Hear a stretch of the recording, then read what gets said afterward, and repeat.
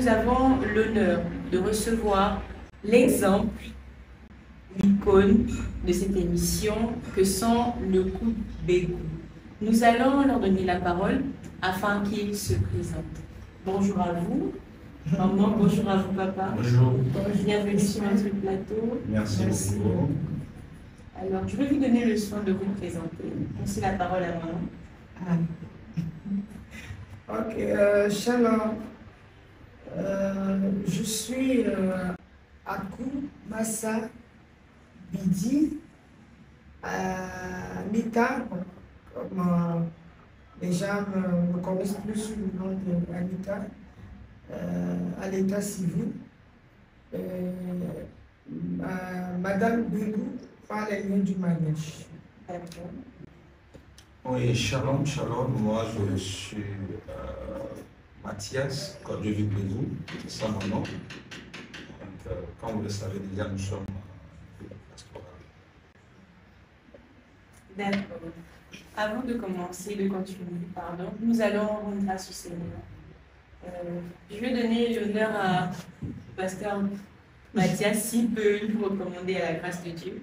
Nous allons prier. Père, nous voulons te bénir, te dire merci. Merci pour cette émission que nous organisons par ta bonne grâce. Nous voulons te recommander, nous qui sommes ici, et tous les téléspectateurs, que ton esprit soit en nous. Au nom de Jésus. Amen.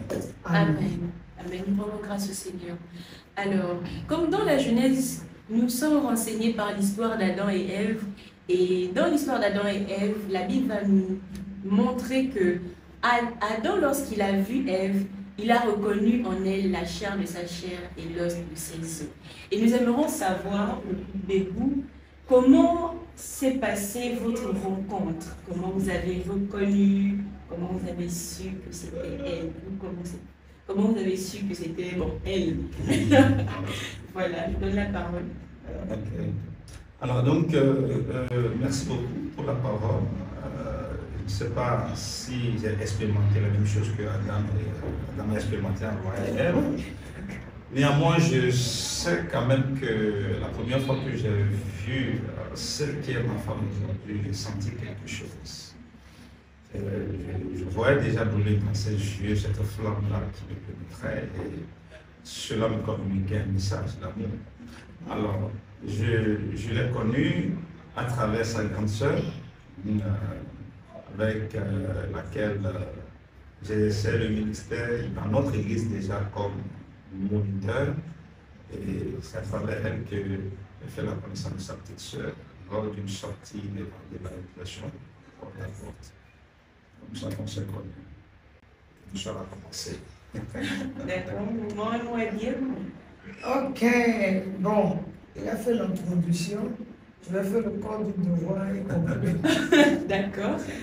Bon, en fait, notre rencontre est une longue histoire, hein, si je peux le dire ainsi.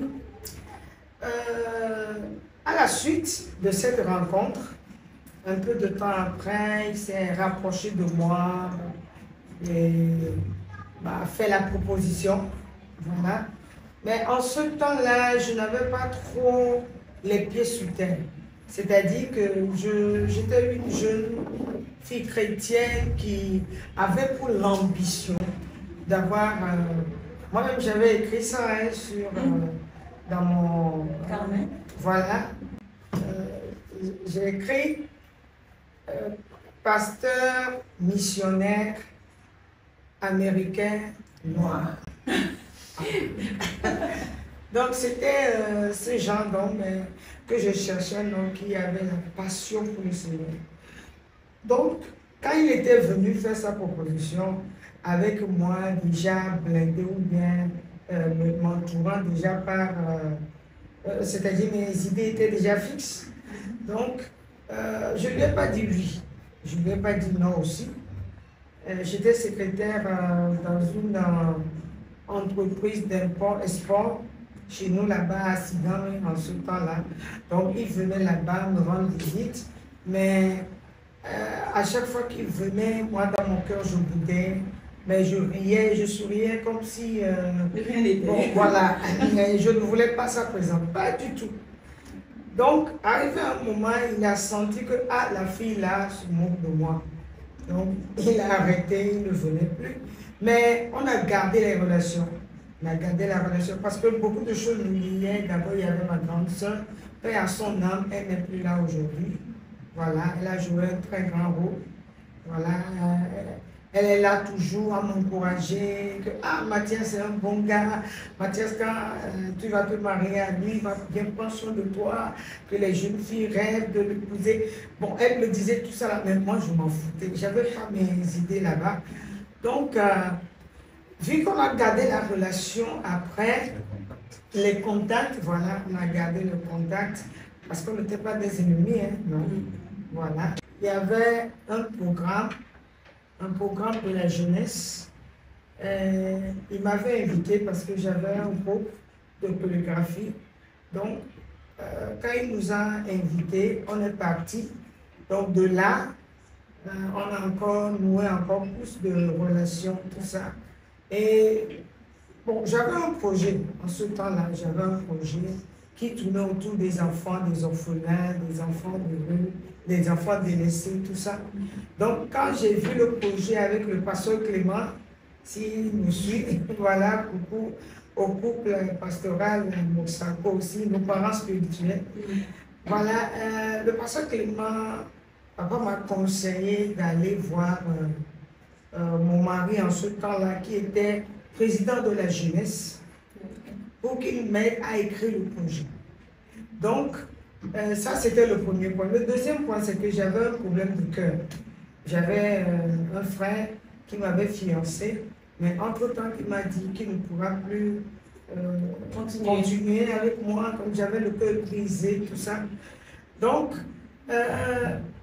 j'étais partie le voir avec le premier point d'abord pour le projet, et ensuite j'ai introduit une demande de prière à cause de ce en quoi je passais.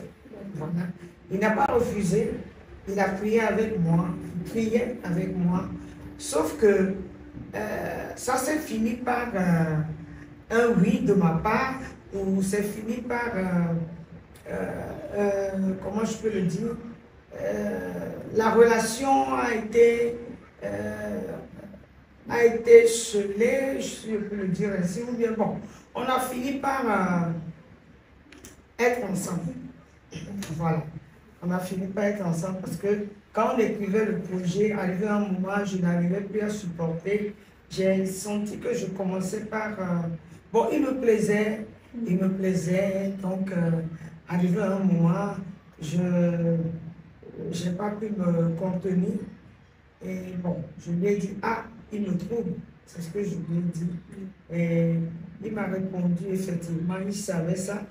Et que lui aussi, c'est vrai que il y a toujours cette flamme-là.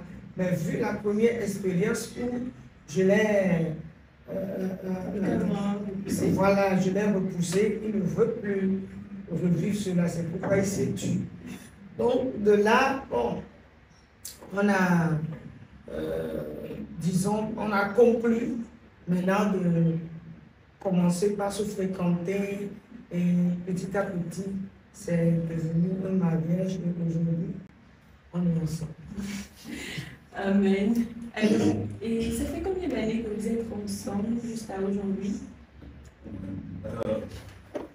On s'est mariés en 2006. À la date d'aujourd'hui, je pense qu'on vient de passer le cap de notre 17e année. Donc, on est dans notre 18e année comme ça.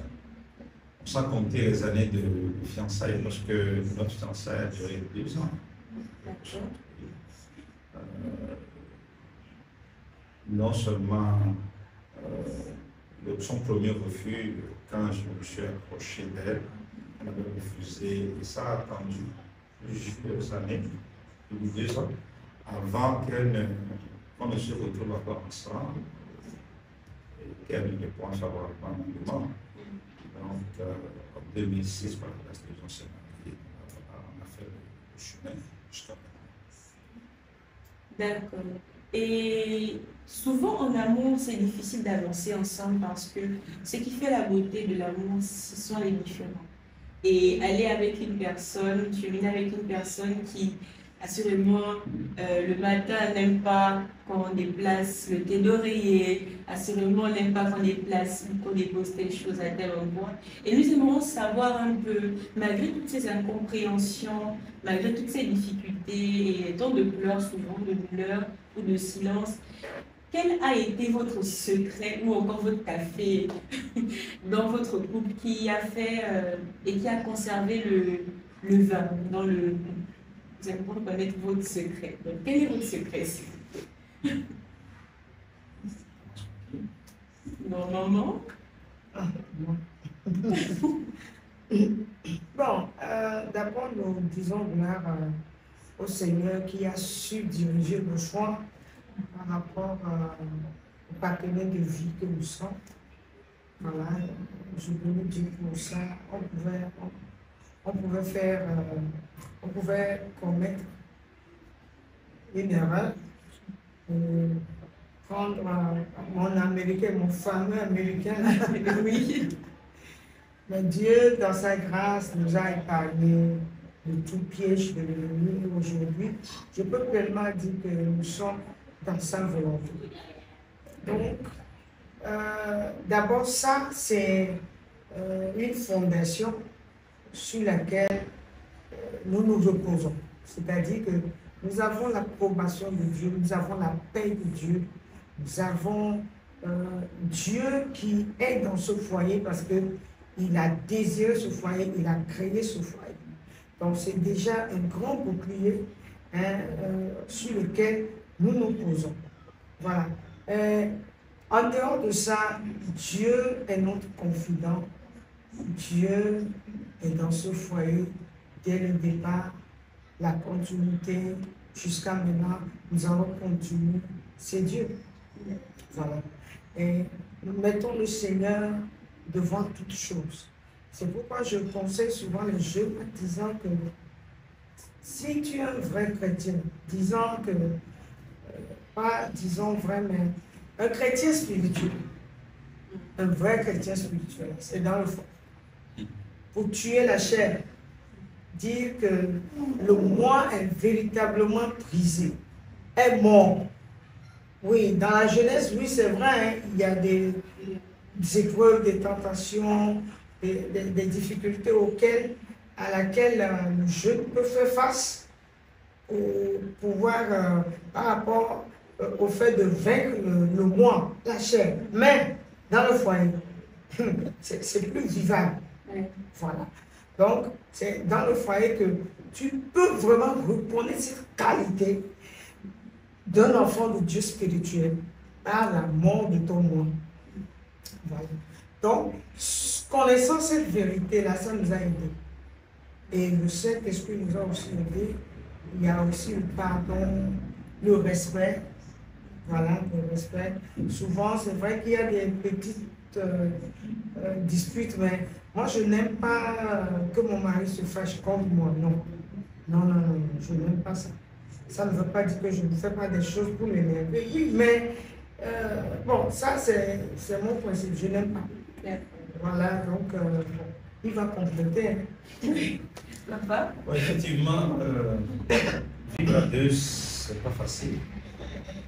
Mais ce qui peut nous aider à avancer en tant qu'époux et épouse issus des horizons différentes, je pense que c'est d'abord notre amour pour Dieu. Avant même qu'on se connaisse déjà, on connaissait une telle passion pour Christ. Elle était une jeune fille très passionnée. Elle est dans beaucoup d'activités au niveau de son église. C'est dans ce sens-là même que je t'ai allé m'inviter pour qu'elle vienne nous aider, pendant que moi, en tant que président de la jeunesse, j'organisais l'enfant de la jeunesse. C'est comme ça que nous venait encore nécessairement. Alors, donc, pour moi, c'est important cet aspect. Nous étions déjà chacun de son côté passionnés pour le Seigneur. Si vous n'aimez pas le Seigneur, vous ne pouvez pas aller dans votre nation. Parce que la crainte de Dieu était déjà pour moi et pour elle aussi d'ailleurs une vertu cardinale, une valeur vraiment que nous défendions, qui était chère pour nous. Donc, nous marchons avec Dieu dans la crainte, dans la sainteté, passionnés pour Dieu, servons le Seigneur. Ensuite, ça c'est la deuxième chose, notre choix est basé, fondé sur la volonté de Dieu.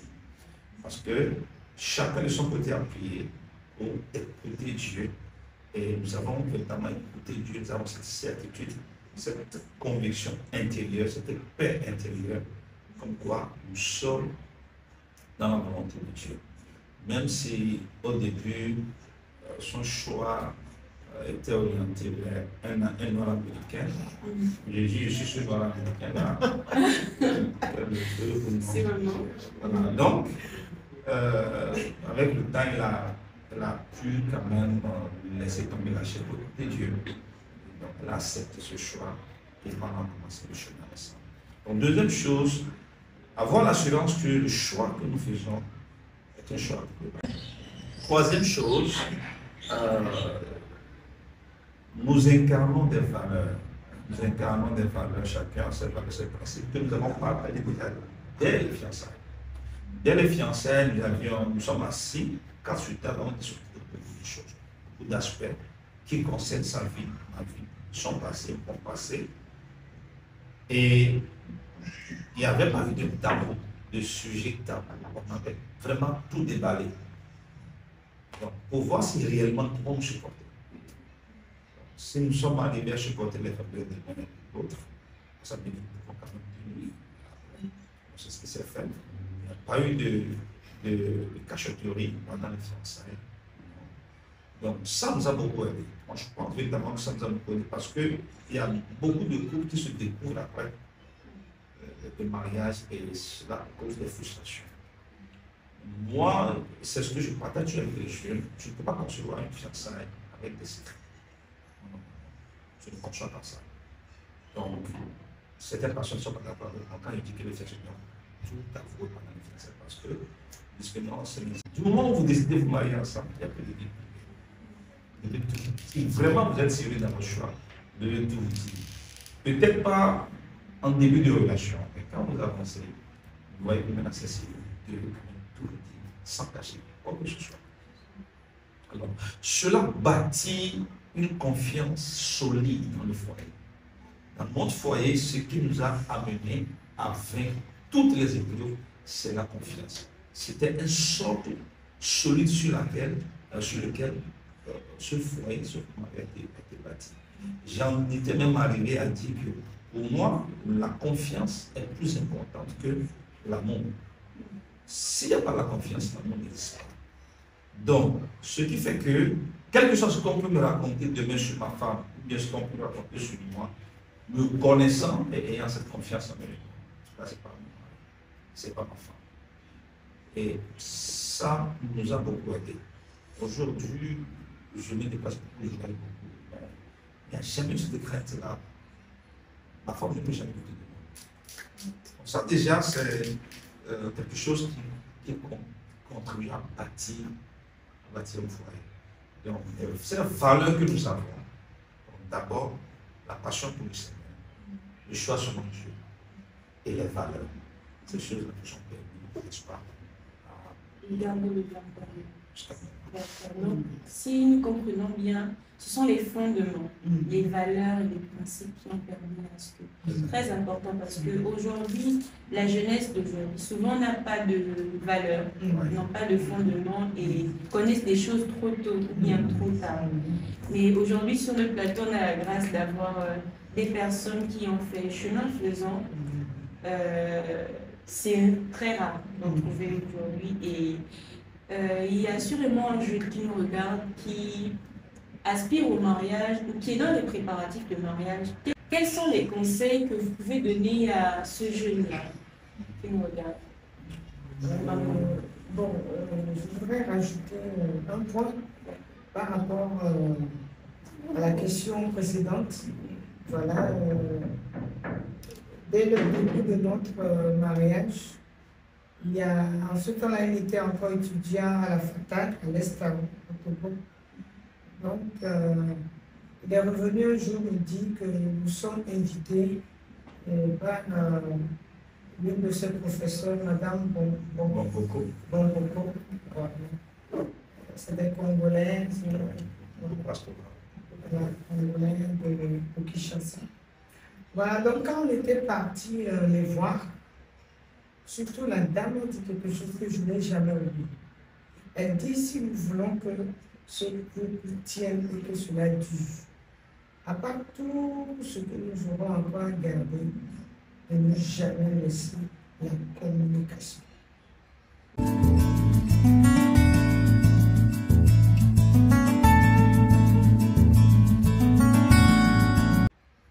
Et franchement, c'est un conseil qu'on a maintenu, qu'on a vraiment mis ça en pratique.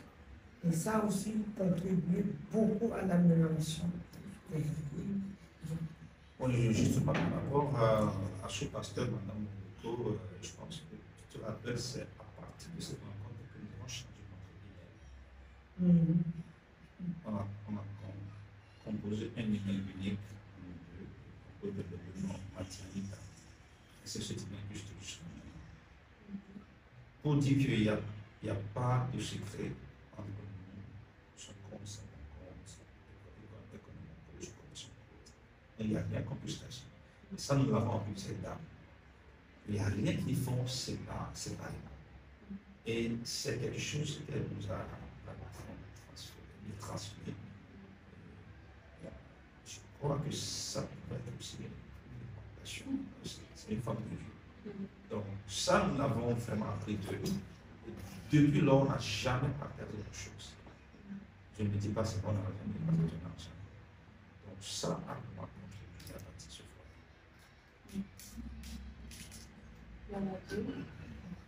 Oui, maintenant, l'autre question. Pour la question, c'était quels sont les conseils que vous allez donner à la jeunesse qui nous regarde, les aspirants au mariage? Ok, quel conseil on peut donner? Je pense que si nous aspirons au mariage, nous devons d'abord, comme certains le disent, nous devons d'abord nous marier à Christ. Notre passion pour Christ est très importante. Je n'ai pas rencontré mon épouse dans la rue juste comme ça. Je l'ai rencontrée pendant que j'étais en service de Dieu. C'était par une sortie d'évangélisation quand je l'ai congé pour la première fois. Je pourrais la rater si j'avais refusé de sortir le jour. Alors, pour dire que quand nous servons le Seigneur nous servons. La première chose, nous devons nous marier d'abord à Christ, être des jeunes passionnés pour Christ, travailler pour le Seigneur. Et ensuite, chercher à ne pas faire les choses de manière charnelle. Faire les choix charnels. Moi, je veux tel, c'est bon.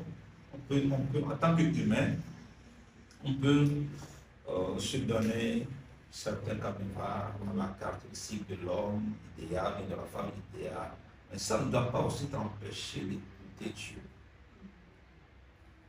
Nous devons toujours manifester notre volonté, notre désir. Mais nous devons aussi laisser le Saint-Esprit nous convaincre. Ça, c'est la deuxième chose. C'est pourquoi, quel que soit le choix que nous pouvons faire, prions jusqu'à ce que nous soyons convaincus que vraiment c'est Dieu qui va chercher une telle personne.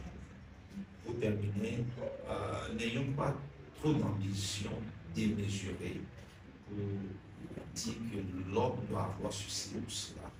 Il l'a dit, quand moi je l'ai connu, j'étais encore étudiant. Je suis là-bas. Je n'avais rien. Peut-être que c'est ça qui est là. Je t'ai pour la première fois. Assurément. Donc aujourd'hui, bon, gloire à Dieu. Donc voilà un peu ce que Bon, comme on dit, mon mari a tout dit. Le peu que je peux rajouter, en tant que jeune, il faut être focalisé. Focalisé comment? C'est-à-dire que si tu es sérieux avec le Seigneur, Dieu va te donner un homme ou une femme sérieuse. Mais si tu joues avec Dieu, sache que c'est ce genre de jeu ou bien de personne aussi que tu vas rencontrer. Tu ne peux pas t'amuser avec Dieu, fuir Dieu, vivre n'importe quelle vie, vivre n'importe comment et vouloir mener à ton mariage que Dieu te donne un homme sérieux ou bien une femme sérieuse. N'attends pas, non, non, jamais. Dieu ne fait pas ça. Donc, si un jeune nous écoute, il doit savoir que si tu n'es pas sérieux avec Dieu, à partir de maintenant, cherche à être sérieux avec Dieu. Amen. C'est ce que je voulais rajouter. D'accord, donc nous sommes richement bénis aujourd'hui sur notre plateau. Moi, à première aussi, parce que n'étant pas encore mariée, mais aspirante au mariage, vos conseils me seront d'une grande utilité. Alors, nous comprenons que les fondements, les valeurs, la persévérance et la confiance en Dieu, la recherche surtout de la volonté de Dieu et ainsi que la sincérité ont été tous ces éléments qui ont marié leur histoire. Et je pense que c'est vraiment une chose essentielle à retenir. Ok, nous savons que vous êtes pasteurs, tous deux, dans une église dénommée Fleuve de Vie au Sénégal. Et nous aimerions un peu savoir qu'est-ce qu'il en est de cette église, comment elle a commencé, qui a été son fondateur, elle est née en quelle année, et son histoire quant à son implantation au Sénégal. Merci beaucoup. La mission Fleuve de Vie est une église née aux États-Unis en 1995 par la vision d'une église glorieuse que le Seigneur a fait au fondateur, le révérend Tom Liu, un Américain d'origine chinoise. Alors, donc, cette église va venir en Afrique en 2000. En 2000, il a fait son premier voyage vers l'Afrique, précisément à Lomé. Il va partager la vision avec cette missionnaire. Et l'année qui va suivre, en 2001, l'église va naître au Togo. Aujourd'hui, nous sommes présents dans 15 pays en Afrique, dont le Sénégal. Comment est-ce que nous sommes venus au Sénégal? C'est mon épouse qui a reçu un rêve, un fardeau de prier pour le Sénégal sans savoir quoi. Donc, elle a prié pour le Sénégal, nous avons prié pour le Sénégal. À l'époque, personne n'avait le projet du Sénégal, personne ne pensait au Sénégal. Ça ne figurait pas dans nos prévisions, dans nos calculs, ni de celui de nos parents spirituels. Alors, après cet événement, je pense l'année qui a suivi, bon, si je vais faire une révélation. Dans la révélation, j'étais allé sur la montagne pour prier. J'ai fait 3 jours dans la révélation, je me suis venu faire 3 jours de jeûne et prière. Et je revenais à la maison, je l'ai croisé, j'ai croisé donc ma femme en chemin. Et elle me demandait, mais où vas-tu? Mais j'ai terminé mon jeûne, je retourne chez moi. Il dit non. Ton père m'a envoyé te dire que c'est 21 jours qu'il faut faire. Donc, il est toujours là-bas en train de t'attendre sur la montagne. Je me suis réveillé. J'ai compris que Dieu me demandait de faire 21 jours. C'est lors de ces 21 jours de jeûne et prière que je vais recevoir une vision le nom de Dieu venu des États-Unis qui annonçait une mission au Sénégal et demandait qui est prêt à aller au Sénégal parce que Dieu veut envoyer quelqu'un au Sénégal. C'est là où j'ai levé le doigt et je me suis levé. Donc après, non, je ne suis revenu faire le point à mon pasteur, mais sciemment, je lui ai caché cet aspect de vision sur le Sénégal. Je voulais me rassurer que vraiment c'est une vision qui vient de Dieu. Alors, donc c'est comme ça que l'année qui a suivi, le fondateur était arrivé pour une conférence pour ses pasteurs en Afrique et mon père spirituel va partager avec lui une vision pour le Sénégal. Et le fondateur va lui poser la question, as-tu quelqu'un pour envoyer là-bas? Il a dit oui, j'ai mon pasteur assistant. Et pendant tout ce temps, il ne m'a rien dit. Je ne lui ai pas parlé de mon rêve, il ne m'a pas parlé de sa vision. Et quand il a quitté, quand il est sorti de l'entretien, il m'a croisé, toujours au lieu de la conférence à l'époque, et il me disait, c'est comme ça, il fait partager la vision du Sénégal avec le fondateur. Il m'a demandé si j'ai quelqu'un, j'ai dit c'est toi. Je ne t'ai pas demandé, je ne t'ai pas demandé dans la vie, est-ce que ça t'intéresse? J'ai dit, voilà, c'est là où Julien a compris le problème.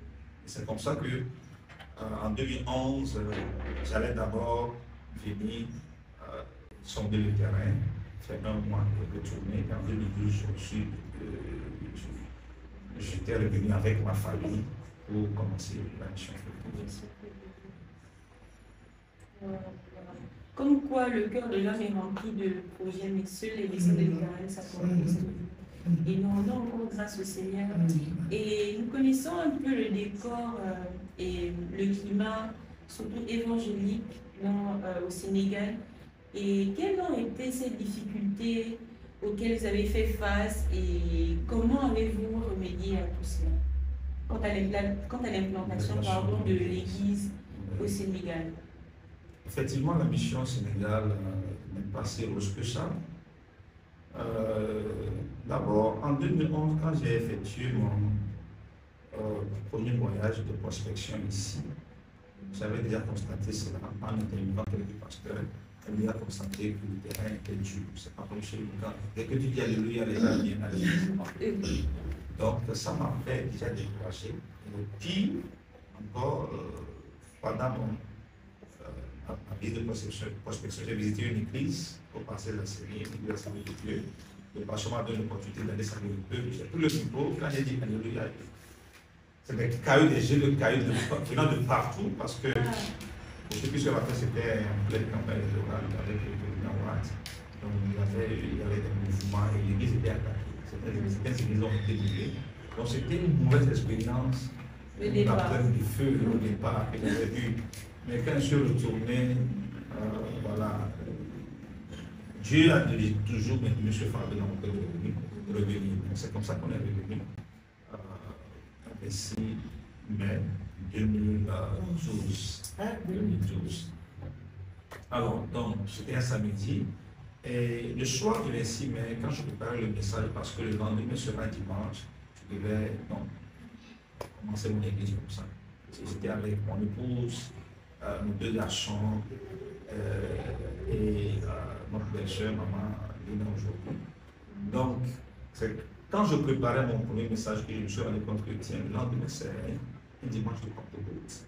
Donc c'est comme ça que l'Église féminine du Sénégal est née le 27 mai 2012, un dimanche de Pentecôte. Et comme tu l'as si bien dit, le chemin a été vraiment difficile. On a fait 6 mois, 7 mois, 8 mois sans revenir une seule âme. Pourtant, chaque jour, presque on sortait pour aller faire les porte-à-porte de l'évangélisation. On invitait les gens. Beaucoup de personnes nous prenaient les venir, on invitait les gens. Et ça nous décourageait. On a commencé même pas à se poser la question, est-ce que vraiment c'est Dieu qui nous a envoyé? Un jour, ma femme a reçu un message, Dieu nous convoquait, Dieu nous appelait à une convocation pour 14 jours.